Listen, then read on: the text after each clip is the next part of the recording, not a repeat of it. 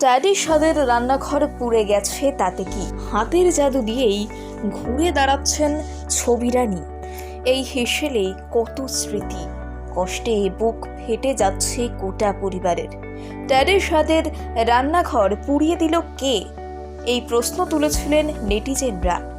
সেই অপরাধীকে চিনে গিয়েছেন তুষার, কিন্তু পুলিশকে কেন কিছু বলছেন না জানেন? ঠাকুমার মন খারাপ এদিকে, শীতের রাতে একা বসে থাকেন। এই সহজ সরল মানুষটাকে কে ঠকালো জানেন? সাথের রান্নাঘরটা যখন পুড়ে যেতে দেখলেন, ছবি রানী চোখ দিয়ে জল গড়িয়েছিল। চোখের সামনে কত স্বপ্ন, স্বামী স্মৃতি যেন শেষ হয়ে যাচ্ছিল। ভেবেছিলেন সব শেষ হয়ে গেল, কিন্তু স্বামী স্মৃতিকে বাঁচিয়ে রাখতেই হবে তাকে। তাই তো বৌমার সাথে আবারও ওই ভাঙা বাড়িতে রান্না শুরু করেছেন। অনেকেই বলেছিলেন যারা এই জঘন্য কাজ করেছেন তাদের শাস্তি পাওয়া দরকার। ছবি রানী দেবীর নাতি তুষার জানেন এই কাজের পেছনে আসলে কে রয়েছে। তবে পুলিশকে জানালে অভিযুক্তের পরিবারের বড় ক্ষতি হয়ে যেতে পারে। তাই সবাই বলছেন, এত বড় সর্বনাশ হয়েও ট্রেডিশাদ পরিবার মানুষের জন্য ভাবে। পুড়ে যাওয়া রান্নাঘর আবারও সেজে উঠছে, মাটির প্রলেপ আবারও লাগানো হচ্ছে এই রান্নাঘরে। সেই বারান্দাতেই উনুন নিয়ে রান্না নিয়ে বসেছেন ছবি রানী দেবী। বানাচ্ছেন ভাজা পুলি পিঠে, সঙ্গে বৌমা হাতে হাত লাগিয়ে পিঠে বানাচ্ছেন। নাতবউ চেখে দেখছে আবার। 3টে জেনারেশন এভাবেই গ্রাম্য পরিবেশে রান্না করে, আর তা মুগ্ধ হয়ে দেখেন অনুরাগীরা। কিন্তু ইদানিং ঠাকুমার মন খারাপ।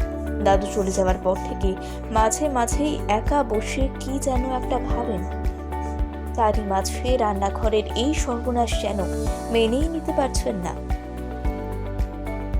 প্রচুর গ্রাম্য কুকিং চ্যানেল রয়েছে, তারপরেও মুড়ি ভাজার ভিডিও কোনো চ্যানেলেই ছিল না। আর সেই ভিডিও থেকেই কেল্লা ফতে ভাইরাল হয়ে যায় ভিডিওটি। ধীরে ধীরে হাজার জন সাবস্ক্রাইবার হয় ট্রেডিশাদ পরিবারের। নানান জায়গায় সুন্দর সুন্দর রান্নাঘর বানিয়েছেন তিনি। আর যাই হোক, ভিডিও বন্ধ করা যাবে না। তুষার মনে করেন এই জায়গায় সহজে সাফল্য আসে না, আর একবার যখন মানুষের ভালোবাসা পেয়েছেন সেটিকে ধরে রাখতেই হবে।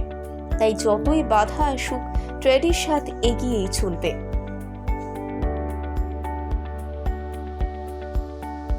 হাতের জাদু দিয়েই ঘুরে দাঁড়াচ্ছেন ছবি রানী।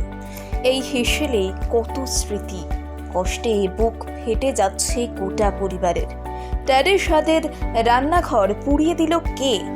এই প্রশ্ন তুলেছিলেন নেটিজেনরা। সেই অপরাধীকে চিনে গিয়েছেন তুষার, কিন্তু পুলিশকে কেন কিছু বলছেন না জানেন? ঠাকুমার মন খারাপ এদিকে, শীতের রাতে একা বসে থাকেন। এই সহজ সরল মানুষটাকে কে ঠকালো জানেন?